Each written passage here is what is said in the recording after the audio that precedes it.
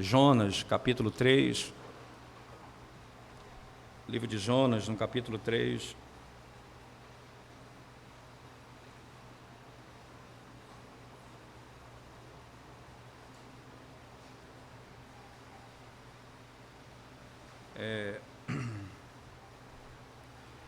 Jonas, capítulo 3, nós vamos ler ainda, irmãos, toda a sessão do capítulo 3. Apesar de nos determos apenas na segunda parte, do verso 4 em diante, mas nós vamos hoje ainda ler todo o capítulo. Diz assim as Escrituras Sagradas: Veio a palavra do Senhor, segunda vez a Jonas, dizendo: Dispõe-te e vai à grande cidade Nínive e proclama contra ela a mensagem que eu te digo. Levantou-se, pois, Jonas e foi a Nínive, segundo a palavra do Senhor. Ora, Nínive era a cidade muito importante diante de Deus, e de 3 dias para percorrê-la. Começou Jonas a percorrer a cidade, caminho de 1 dia, e pregava e dizia: ainda 40 dias, e Nínive será subvertida. Os ninivitas creram em Deus e proclamaram um jejum, e vestiram-se de pano de saco, desde o maior até o menor. Chegou esta notícia ao rei de Nínive. Ele levantou-se do seu trono, tirou de si as vestes reais, cobriu-se de pano de saco e assentou-se sobre cinza. E fez-se proclamar e divulgar em Nínive, por mandado do rei e seus grandes: nem homens, nem animais, nem bois, nem ovelhas provem coisa alguma, nem os levem ao pasto, nem bebam água, mas sejam cobertos de pano de saco, tanto os homens como os animais, e clamarão fortemente a Deus, e se converterão cada um do seu mau caminho e da violência que há nas suas mãos. Quem sabe se voltará a Deus e se arrependerá e se apartará do furor da sua ira, de sorte que não pereçamos. Viu Deus o que fizeram, como se converteram do seu mau caminho, e Deus se arrependeu do mal que tinha dito lhes faria, e não o fez. Amém. Vamos à presença de Deus e oração mais uma vez, irmãos. Nós te damos graças, Senhor, pelo grande e poderoso privilégio de podermos abrir a Tua palavra e ouvir a Tua voz na manhã desse Teu santo dia. Fala conosco, ó Deus, poderosamente. Desnuda o nosso coração. Transforma a nossa alma.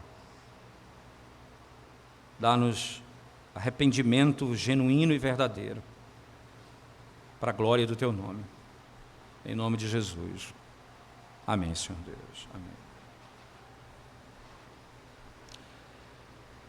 Quando, irmãos, nós vamos estudar a história dos grandes avivamentos na história, além da pregação fiel das Escrituras, acompanha grande sentido, grande convicção de pecado e de culpa. E a culpa e o pecado, ela é a manifestação inequívoca de que está sendo descortinado o coração, e aquilo que eu praticava e que eu vivia e tentava ajustar a minha vida no dia a dia, se revela poderosamente iníquo, e eu com minha alma quebrada e angustiada, me volto ao Senhor, clamando por misericórdia, porque minha alma está a ponto de ser destruída por Ele. Interessante que o Evangelho, quando você abre as Escrituras Sagradas, por exemplo, na segunda carta de Paulo aos Coríntios, Paulo descreve com uma beleza inequívoca o que acontece com aqueles que estão longe de Cristo, longe do Evangelho. E o texto diz assim, segunda carta de Paulo aos Coríntios, capítulo 4, verso 2, ele diz: pelo contrário, verso 1 e 2, pelo que tendo este ministério segundo a misericórdia que nos foi feita, não desfalecemos, Pelo contrário, rejeitamos as coisas que por vergonhosas se ocultam, não andando com astúcia, nem adulterando a palavra de Deus, antes nos recomendamos à consciência de todo homem na presença de Deus, pela manifestação da verdade. O apóstolo Paulo descreve que a pregação da palavra, que é o que vai acontecer aqui em Jonas, ele diz: nós rejeitamos as coisas que por vergonhosas se ocultam, não andando com astúcia, nem adulterando a palavra, antes, irmãos, ele diz, nos recomendamos à consciência de todo homem na presença de Deus, pela manifestação da verdade. A pregação é a consciência dos indivíduos, ela é exposta à palavra, a consciência é ferida, a consciência é manifestada. Paulo estabelece um ponto central: a pregação pelo poder do Espírito vai levar os homens a abandonarem as desculpas tanto ofertadas a Deus no decorrer da vida. A pregação do Evangelho pelo poder do Espírito levará o homem a não mais lançar a sua culpa sobre o outro. Ele reconhecerá a realidade da sua alma. Vocês imaginam a seguinte cena: uma nação que, como um todo e qualquer povo, tinha a sua vida comum, do dia a dia, trabalho, afazeres, mas era descrita lá no capítulo 1, verso 1, como uma nação que estava vivendo no pecado, na iniquidade e na prática da violência. É por isso que nas palavras do rei, quando decreta o dia de jejum e de confissão de pecados, é que eles, literalmente, diz o texto sagrado, abandonassem os seus maus caminhos, abandonassem a violência e a iniquidade. Mas isso não era algo que os feria, era essa prática da nação.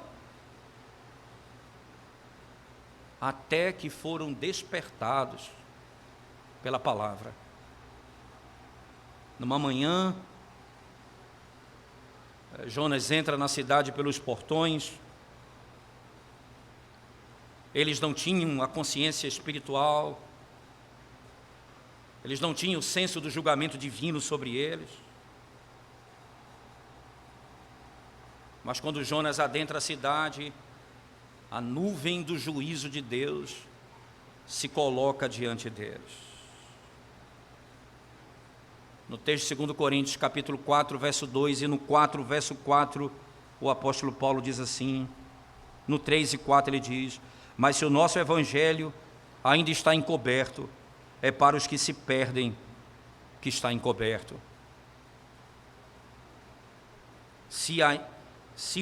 Mas se o nosso evangelho ainda está encoberto, é para os que se perdem que está encoberto, nos quais o Deus desse século cegou o entendimento dos incrédulos, para que não lhes resplandeça a luz do evangelho da glória de Cristo, o qual é a imagem de Deus. Expressão poderosa, irmãos. Se o evangelho ainda está encoberto, é para os que se perdem que está encoberto. Os que não ouvem a palavra e os que ouvem a palavra apenas com seus ouvidos, mas não com seu coração. O evangelho ainda continua encoberto. Eles viviam sem preocupação.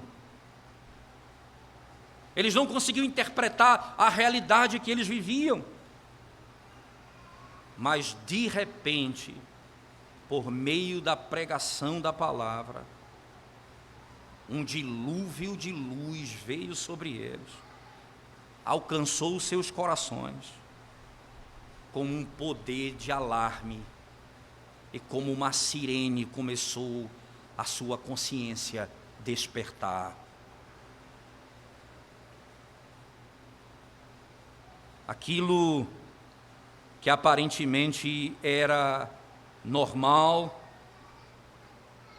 passou a ser terrível. Aquilo que aparentemente era comum passou a ser algo inaceitável. O julgamento de Deus estava sobre suas cabeças. E eles começam a clamar a Deus por misericórdia. Interessante, uma ação completamente reversa começa a acontecer.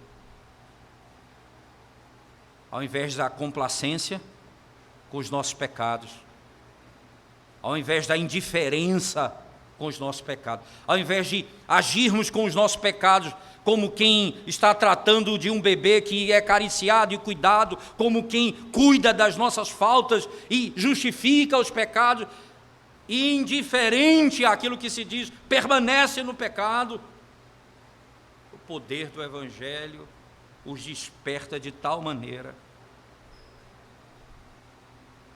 e eles caem diante de Deus, como o publicano no santuário orando: ó Deus, sê propício a mim, pecador.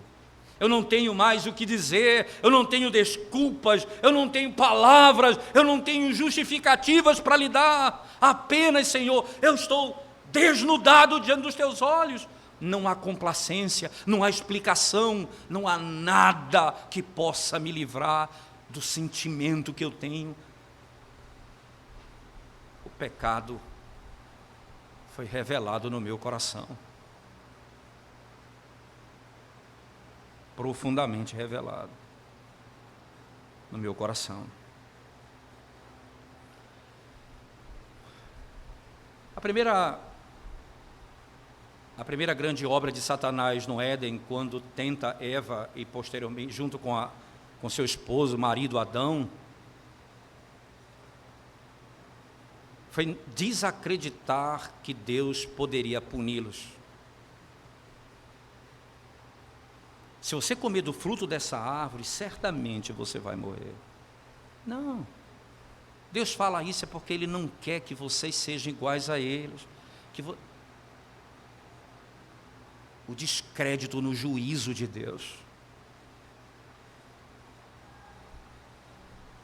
Deus é amor. Ele não vai me punir por isso. A sociedade está como está. Deus não vai levantar juízo. Deus não vai se revoltar contra isso. Deus não vai punir a nossa sociedade pelo mal que ela tem feito.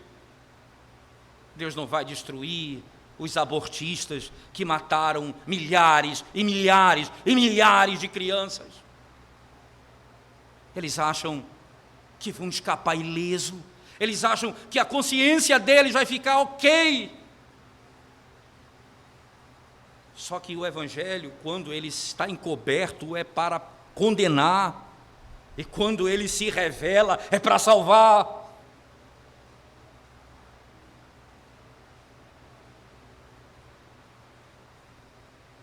Naquele dia, no dia em que eles tiverem a plena certeza de que Deus julgará o mundo e condenará eternamente o pecador, naquele dia, eles vão clamar por misericórdia, como fez o rico na história com Lázaro.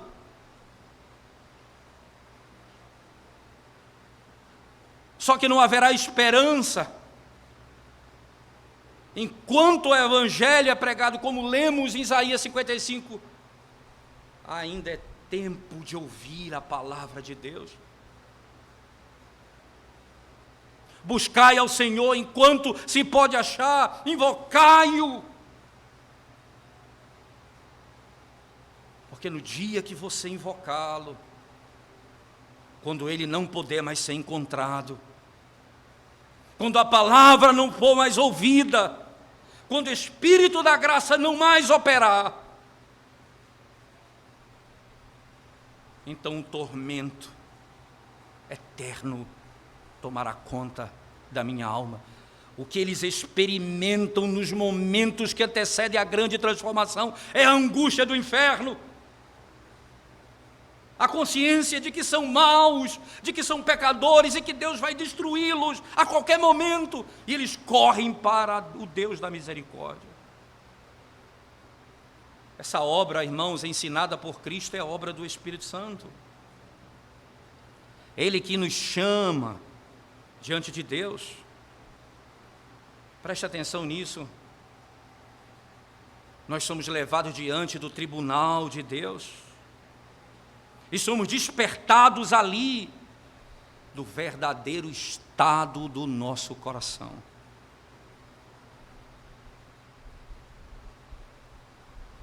Eu não tenho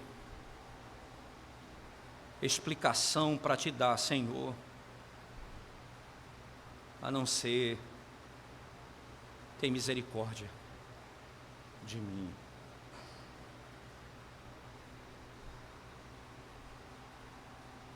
A obra do Evangelho, ele traz iluminação do Espírito. Veja, o Evangelho está encoberto, não se pode conhecer. E ele se revela na sequência do texto de Corinto. Eu queria que você prestasse atenção. No verso 4 em diante ele diz: nos quais o Deus desse século cegou o entendimento dos incrédulos, para que não lhes resplandeça a luz do Evangelho da glória de Cristo, o qual é a imagem de Deus. Porque não nos pregamos a nós mesmos, mas a Cristo Jesus como Senhor, e a nós mesmos como vossos servos por amor de Jesus. Porque Deus que disse: das trevas resplandecerá a luz, Ele mesmo resplandeceu em nosso coração para iluminação do conhecimento da glória de Deus na face de Cristo. Os nossos olhos foram iluminados, o Espírito nos trouxe entendimento, convicção. Ai de mim, Senhor. Essa iluminação, ela é gloriosa, a face de Cristo, mas ela é também, ela nos leva ao medo, porque ela expõe as necessidades dos nossos corações. Ela expõe o nosso pecado na nossa vida, pecados que nós nem imaginávamos que existiam.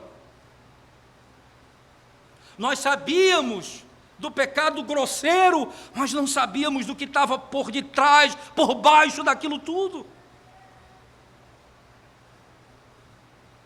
Mas essa luz que causa medo é a mesma luz, irmãos, que traz conforto e cura para a nossa alma. Imagina Deus no seu infinito conhecimento e sabedoria perfeita, como a Escritura tanto nos ensina. Ele não apenas toca no nosso íntimo, mais íntimo do nosso coração, mas Ele também revela a sua graça, a sua misericórdia poderosamente. Eles ouvem a palavra e ela penetra a alma pelo Espírito.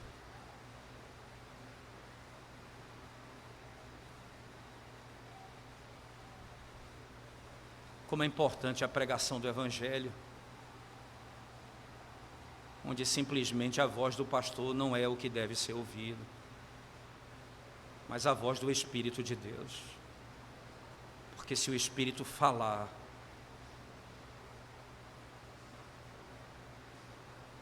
nós vamos ser transformados. Nós seremos transformados. Essa verdade adentra a alma de maneira que se espalha por todo o nosso ser, como aconteceu em Nínive, e como acontece hoje na pregação da palavra de Deus em qualquer época onde o Evangelho é pregado, onde a palavra de Deus é anunciada com poder. Como é extraordinário pensar, irmãos, que isso que o Senhor Jesus está fazendo aqui, a obra do Evangelho que está sendo operada em Nínive, é isso que precisa acontecer no nosso mundo. Você entende? Como para Jonas era difícil. Israel tinha profetas desde o seu início. Os reis do norte de Israel, eram homens que abandonaram a palavra de Deus. O povo adorava falsos ídolos como nações pagãs. E é isso que ele vai dizer no capítulo 4, eu sabia, Senhor, que o Senhor era misericordioso e ia salvá-lo, porque, em outras palavras, o nosso povo, que ouve a Tua palavra, que está diante dos sacramentos, Senhor, não atende a Tua voz, não muda de vida, permanece na iniquidade, na violência, nos seus atos impuros, enquanto os gentios, adoradores de falsos deuses, escutam a Tua palavra e caem prostrados diante de Ti, clamando por misericórdia. Eu sabia que isso ia acontecer. Essa pregação foi anunciada por Estevão lá em Atos. Vocês são um povo que perseguem os profetas e mataram o último deles, Cristo. Ora, irmãos, que seriedade. Nós, como igreja, que estamos domingo após domingo, dia após dia, ouvindo a palavra, sabendo da glória de Deus e vivendo uma vida de iniquidade, de impureza, de maledicência, de destruição de reputação, de pornografia.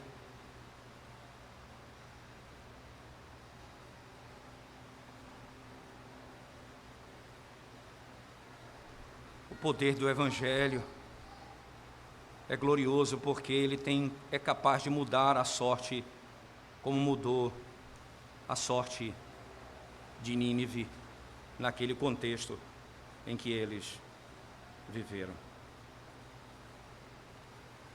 Mas não apenas a iluminação do Espírito, eles também vão chorar pelos seus pecados. A palavra, quando é pregada, a mente do homem é aberta pelo poder do Espírito. E ela traz o choro, o sofrimento, por causa dos seus próprios pecados. Os seus próprios pecados. O sofrimento aqui, irmãos, é importante frisar no texto que nós estamos lendo, que, voltando para o nosso texto de Jonas, eu queria que você rapidamente fosse lá comigo para Jonas, de novo.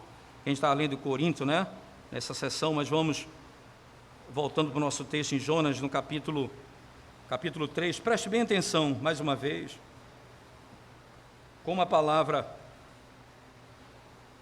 se estabelece aqui.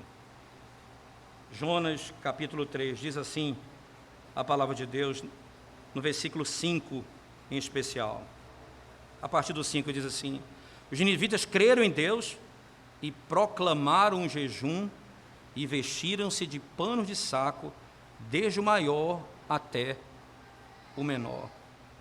Eles creram em Deus e, ao mesmo tempo, clamaram a Deus, desde o menor até ao maior. Iluminação e o sofrimento por causa do pecado. O que levou Israel, o que levou os ninivitas, ouvindo a pregação do profeta que veio de Israel, e fez com que essa nação chegasse nesse ponto? Primeiro, preste atenção, o sofrimento por causa da consciência que foi despertada. O Evangelho vai trazer o desconforto natural. Porque você vai, quando tem a sua mente iluminada, irmãos, a consciência de que aquilo que você fazia já não era o correto e que o seu caminho é um caminho de destruição, naturalmente você vai sofrer com isso. Você vai chorar com isso, diz o texto sagrado. E como é que eles vão chorar diante dessa realidade, irmãos? A realidade se manifesta exatamente com essa convicção de pecado que vem sobre eles. Existem algumas vezes na nossa vida, irmãos, que muitas vezes a pregação da palavra de Deus, ela é mais apreciada pelo pregador do que pela própria palavra. Isto é, a igreja muitas vezes ela se impressiona mais com um pregador do que propriamente com a mensagem. E as pessoas, elas passam, se emocionam por um momentinho e depois voltam a viver a vida de iniquidade que viviam antes. E aí por isso que a igreja ela vive correndo atrás de um pregador que elas possam se emocionar um pouco mais, um pouco menos. Como se isso fosse apenas uma mudança momentânea. Como se isso fosse aquilo que o Senhor exigisse de nós. Quando a palavra de Deus é pregada pelo Espírito, há convicção, há choro, há angústia de pecado. E por que então que isso acontece? Porque eles percebem o perigo espiritual que eles se encontram. Ora, veja a vida das pessoas, como elas andam para cima e para baixo, fazendo o que querem fazer, andando do modo que querem andar, e acham que Deus vai ser misericordioso no fim, e que Deus vai tratá-las com bondade. Ora, eu sou filho de Deus, eu fui batizado, eu participo do culto, eu tomo a ceia do Senhor, eu estou ok com Deus. Mas quando a palavra de Deus é proclamada, irmãos, o perigo espiritual é revelado diante dos meus olhos. E o perigo é revelado claramente. A mensagem de Jonas foi clara. Vocês pecaram contra Deus. Vocês estão agora debaixo da maldição de Deus. Vocês estão debaixo da ira do Deus Santo. Levantem-se. Percebam a gravidade que vocês se encontram. Terrível quando essa mensagem não é mais ouvida nos púlpitos, irmãos. Os pregadores confundem amor com a falta de falar a verdade ao pecador.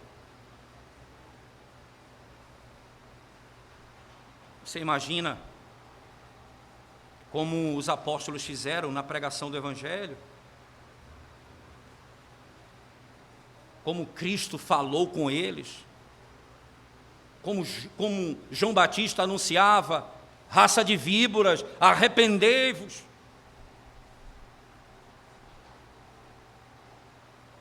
Hoje a mensagem do amor, que na igreja onde o amor é pregado de modo não bíblico, o pregador se torna um coaching, onde ele dá boas ideias, insights, para você melhorar na sua vida, ajustar seu casamento, trabalhar melhor, como conseguir vencer na vida, e você vai dando insights. Não. Se essa mensagem é a mensagem do Evangelho, nós vamos criticar o próprio Cristo, que pregou abertamente sobre o juízo de Deus para com aqueles que não crerem no nome do Senhor e que não forem salvos. Um comentarista fala que ele morava numa região nas montanhas da Escócia.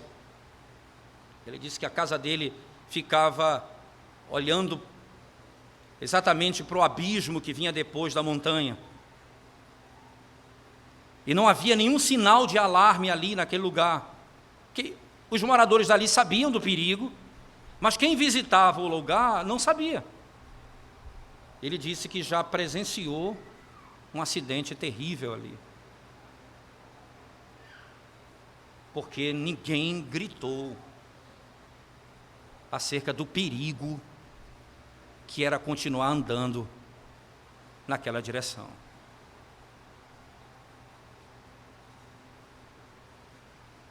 Isso é amor? Dizer, eu não vou falar sobre o inferno e a condenação, eu vou deixá-lo andar por onde ele quer andar. O amor se revela no fato de Deus proclamar dizendo: Deus vai destruí-los se não se arrependerem dos seus pecados. Há um abismo após esse lugar, e se vocês não voltarem, não se arrependerem, vocês serão destruídos.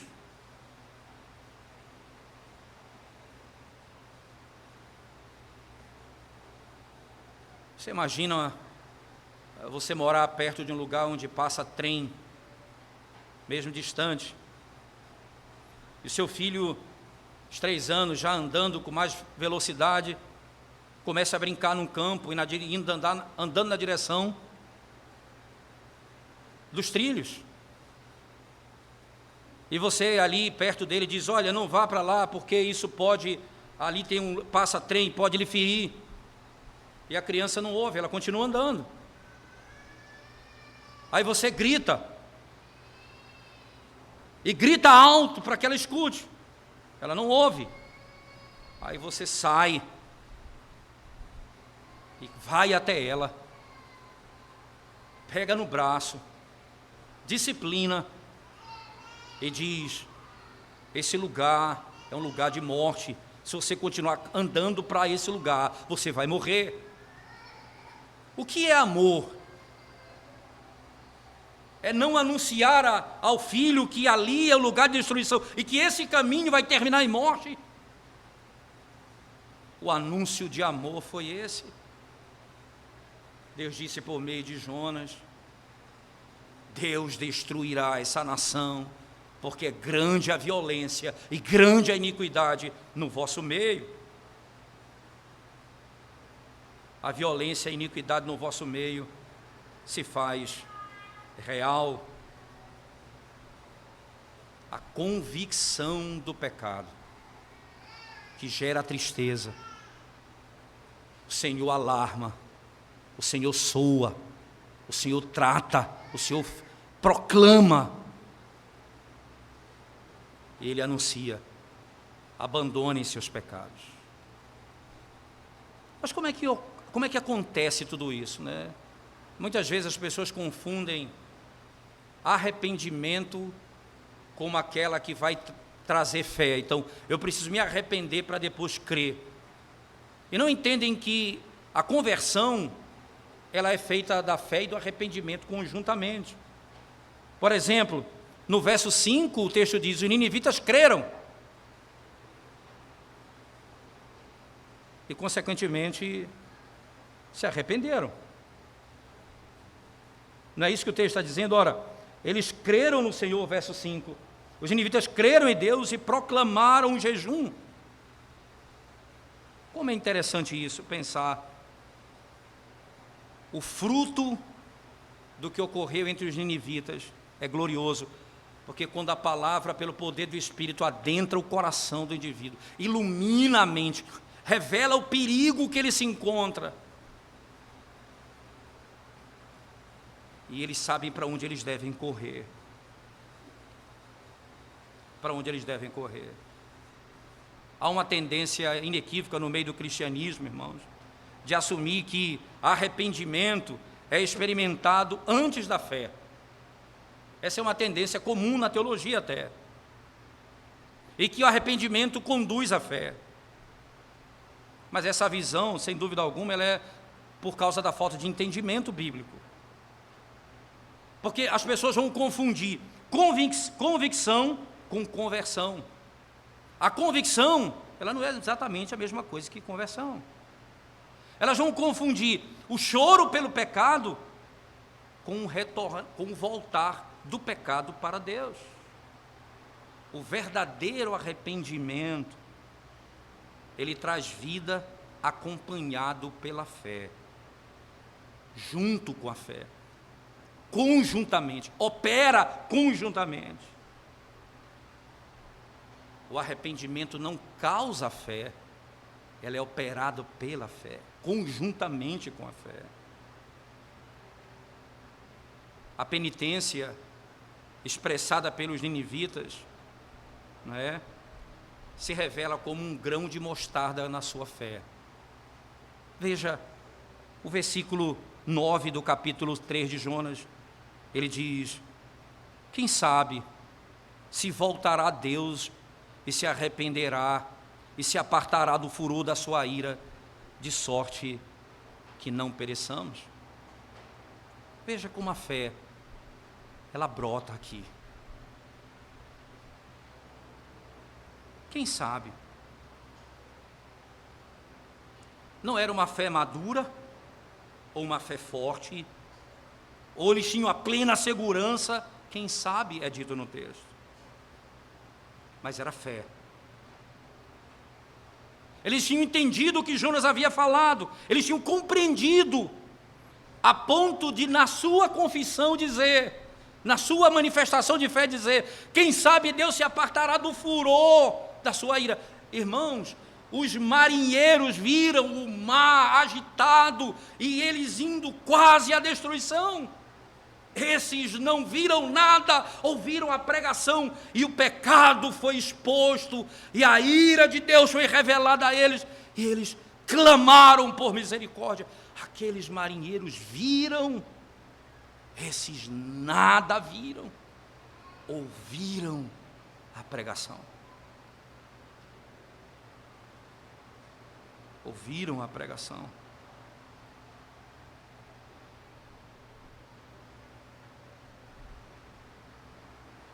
Eles confiavam na graça de Deus. Ele disse que vai destruir a gente. Vamos clamar por misericórdia. Quem sabe ele se arrepende do mal que disse que faria.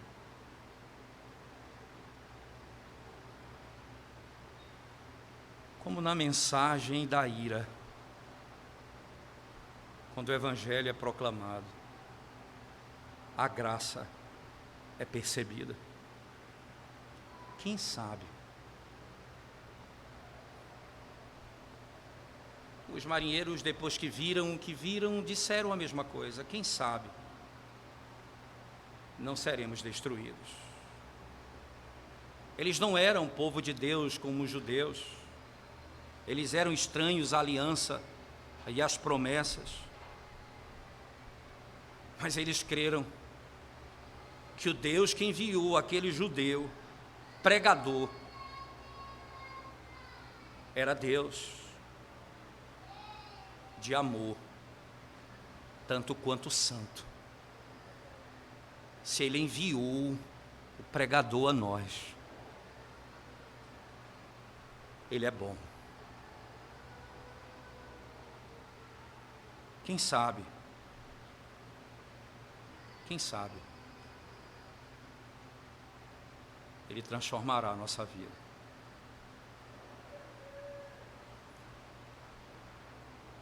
A linguagem utilizada no texto sagrado nos ajuda também, irmãos, a entender como que o arrependimento vai ocorrendo do povo para o rei e do rei para o povo.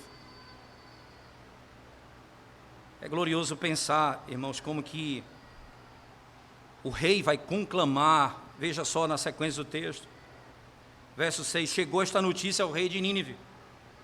Ele levantou-se do seu trono, tirou de si as vestes reais, cobriu-se de pano de saco e assentou-se sobre a cinza. Ele ouviu falar do soberano rei de toda a terra, queria puni-los, e o rei dos ninivitas levanta-se do seu trono, diz o texto, tirou a vestimenta real, submeteu-se ao governo do justo rei, vestiu-se de pano de saco, assentou-se sobre a cinza. A linguagem clara da morte, a cinza é onde não se pega mais fogo, não se tem mais fogo. É por isso que quando você faz o bem a quem lhe faz mal, Paulo diz, você vai amontoar brasa viva sobre a cabeça. Já o arrependimento, você senta sobre aquilo que não vai atear fogo, não há mais vida, você está morto. Ele se assenta como quem está morto e põe um pano de saco, tira as vestes gloriosas do seu reinado e se arrepende dos seus pecados.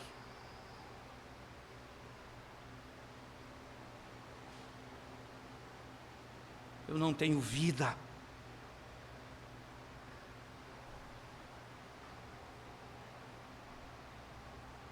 Lembre-se disso, irmãos. Na providência do Senhor, Jonas não foi morto por esses homens, como foram mortos os profetas que pregavam a Israel.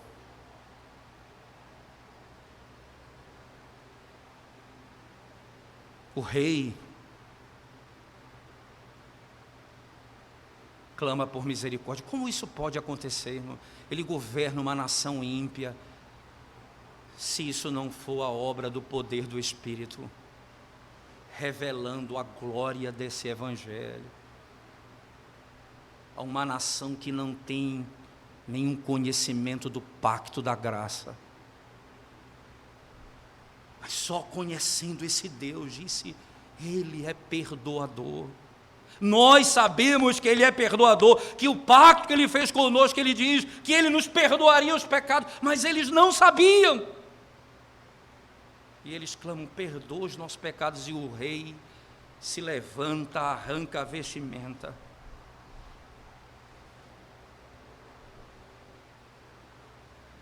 Que nação feliz, irmãos. Esses reis aqui são felizes, que vão compreender quem é o verdadeiro juiz, a quem eles devem se submeter, a quem eles devem se submeter. E como o Senhor revela a eles o mal que viria sobre eles por causa do modo como eles governavam aquela nação.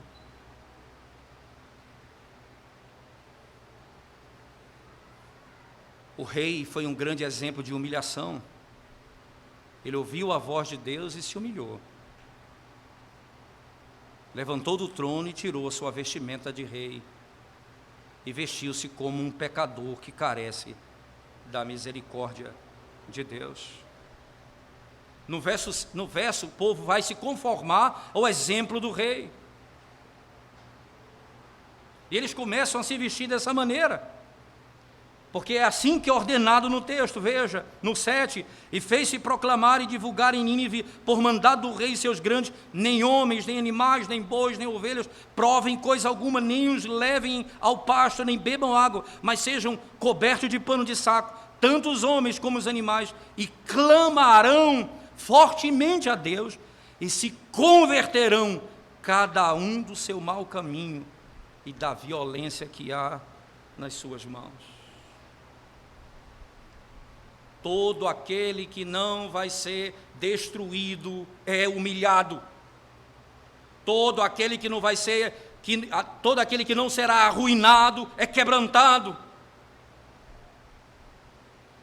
Todos aqueles, irmãos, que não verão as suas almas destruídas, verão as suas almas afligidas agora. Quando as ameaças e o juízo de Deus os ameaçam, literalmente,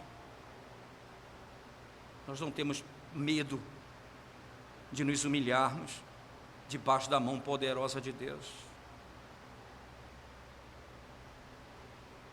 Nós não temos medo de nos humilharmos diante da mão poderosa de Deus. Nós vamos.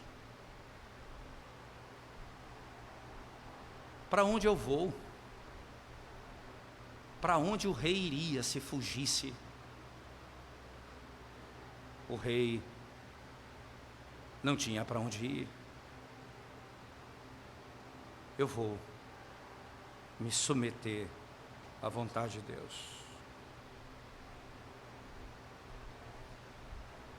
Um jejum foi ordenado no texto dos versos 7 ao 9, por toda aquela cidade. Por toda aquela cidade. O poder foi manifestado ali, que era requerido naquele jejum, irmãos.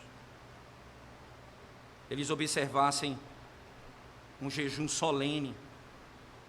Nem animal, nem homem deveria comer nada naquele dia. Interessante que eles sentiriam certamente a total dependência. Eles não confiavam mais neles, nem naquilo que eles tinham. Eles clamam por misericórdia.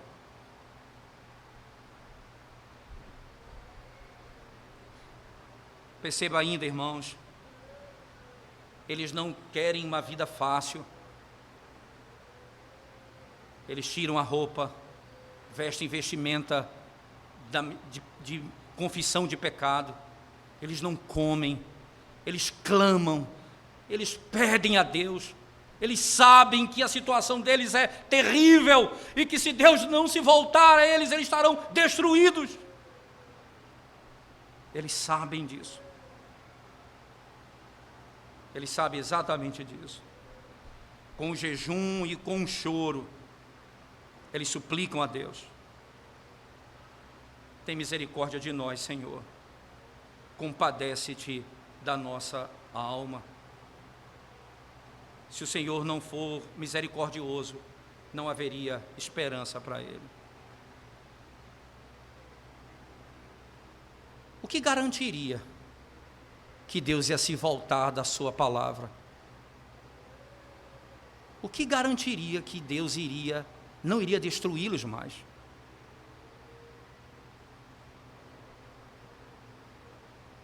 O que poderia salvá-los? Eles não tinham nada para fazer. Não, nós vamos melhorar isso, nós vamos pedir aquilo, nós vamos fazer aquilo. Eles se prostram e clamam. Não há nada. Quem sabe o Senhor se arrepende do mal que faria contra nós.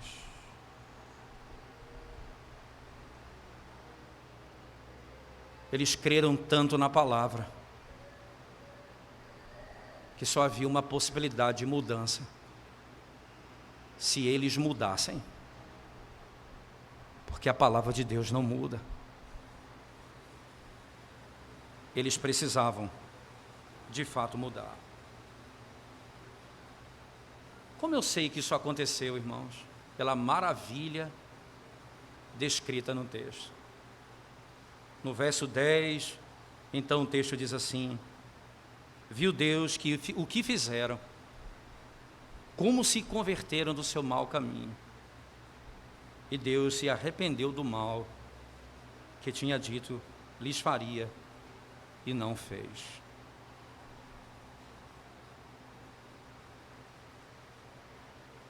Deus se arrependeu do mal. Em dois momentos na Bíblia, Deus se arrepende do mal. Em duas circunstâncias bíblicas, Deus se arrepende do mal. Ou Deus se arrepende.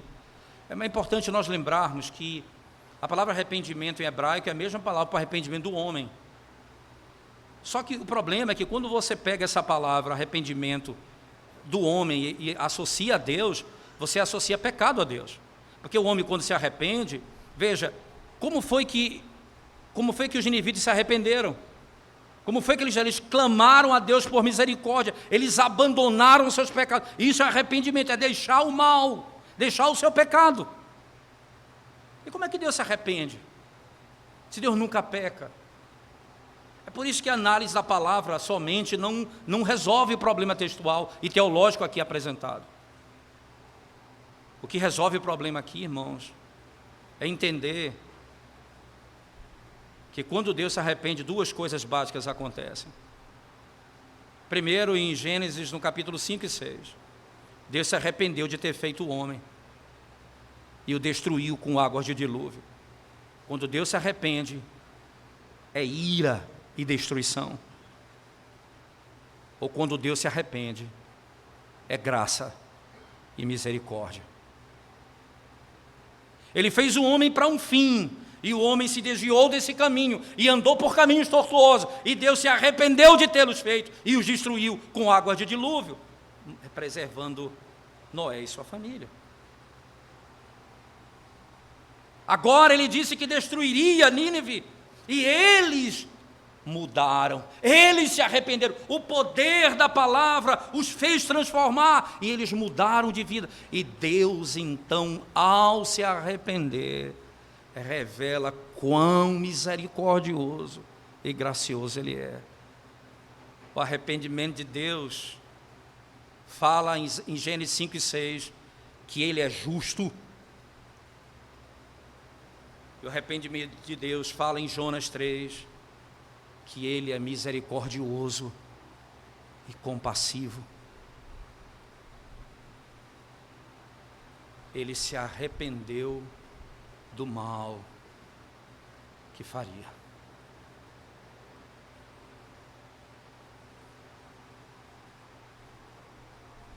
Isso não foi uma surpresa para Deus. Nos seus decretos, isso já estava planejado. Não podemos adentrar os decretos, vamos analisar a história. Jonas, sai da tua terra e vai para Nínive e clama contra ela. Jonas não estava pronto, foi chamado para pregar a palavra, pelo poder do Espírito, e ele não foi. Ele foi por caminhos tortuosos. O Deus que mudou ali é o Deus que tem um plano imutável para salvar os eleitos. Jonas foi lançado ao mar, foi engolido por um peixe, foi restaurado por Deus, voltou para Nínive pela segunda vez. Não é o Deus que não sabe o que está fazendo. Pela segunda vez vai e proclama o que eu te disser.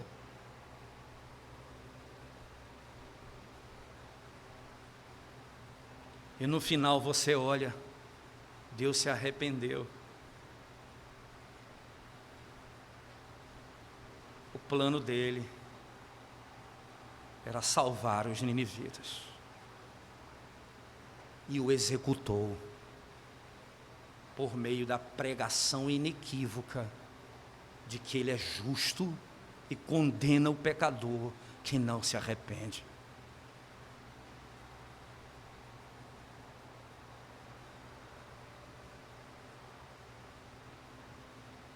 Quando Jonas aparece naquele portão, nos portões daquela cidade,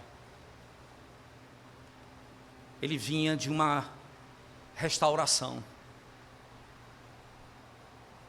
Ele viu, Deus levou ele para o perigo que a alma dele estava, nas profundezas do mar. Ele disse: eu fui sepultado aqui,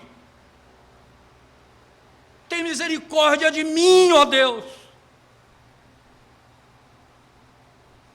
Quando ele sai, ele sabe do perigo que aquele povo se encontra.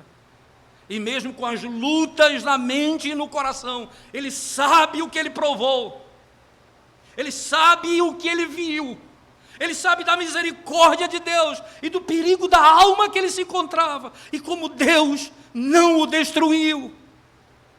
E ele entra na cidade e anuncia.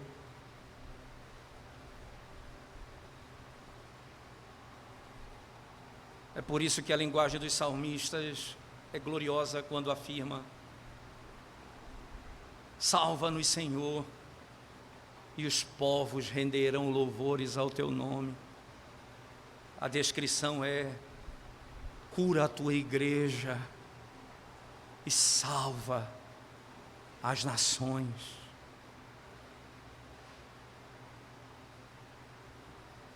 Cura a tua igreja, Senhor, livra-nos da imundície do pecado. Muda a nossa sorte, Senhor.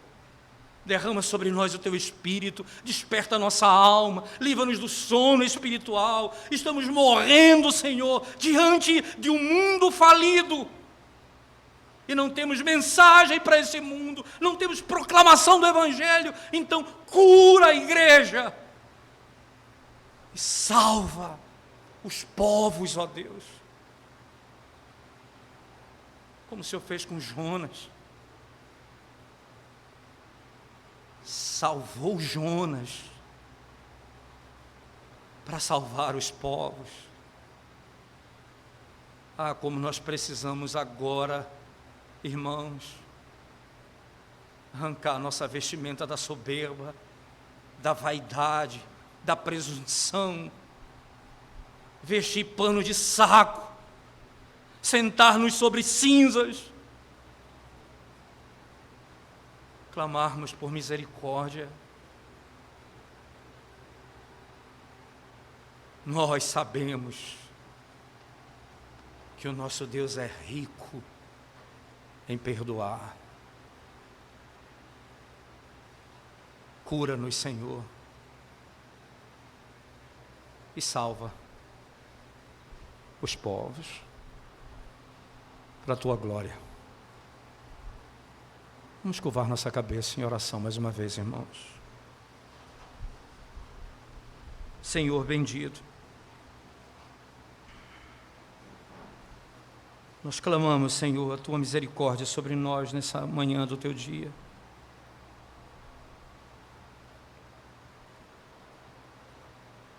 Socorre-nos, ó Deus,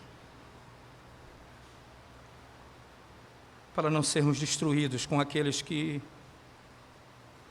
desonram o Teu nome, os que vivem na impiedade dessa vida.